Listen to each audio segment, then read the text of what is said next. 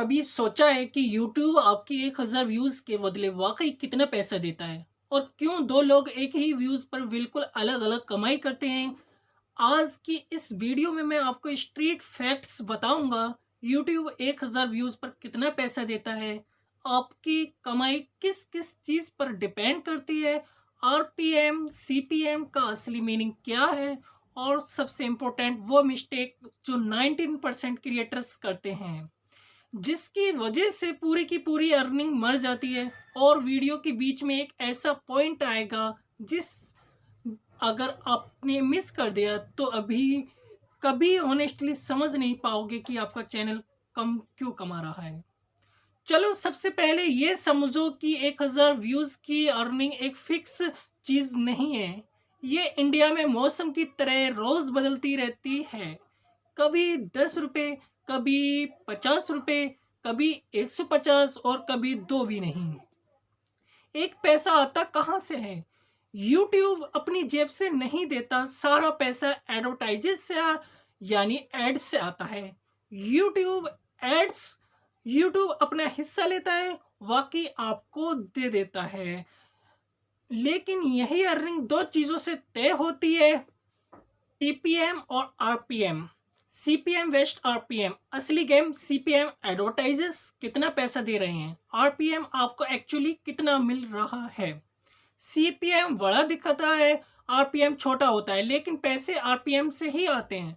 अगर आपको सीपीएम 100 है तो आरपीएम लगभग 20 से 25 ही आएगा, यानी 1000 व्यूज पर सिर्फ 20 से 25 रुपए आप लगता है। कम है सही, रुको ट्विस्ट आता है। हर नीज की कमाई अलग होती है। यूट्यूब पर आरपीएम कॉपी पेस्ट नहीं होता।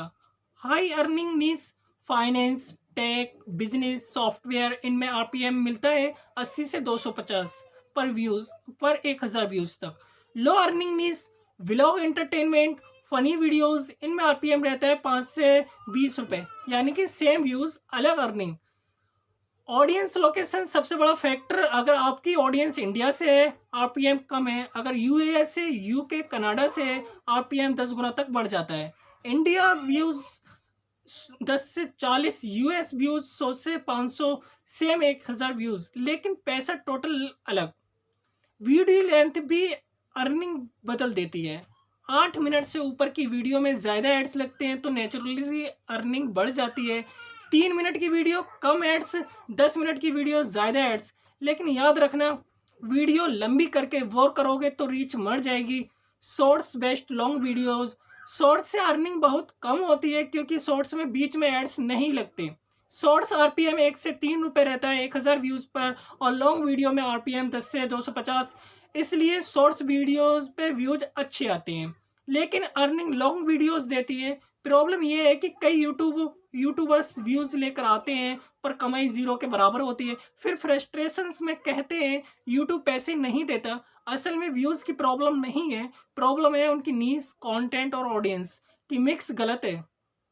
एक सिंपल एग्जांपल सुनो। एक क्रिएटर को 50,000 व्यूज पर सिर्फ 300 मिले, वो दुखी था।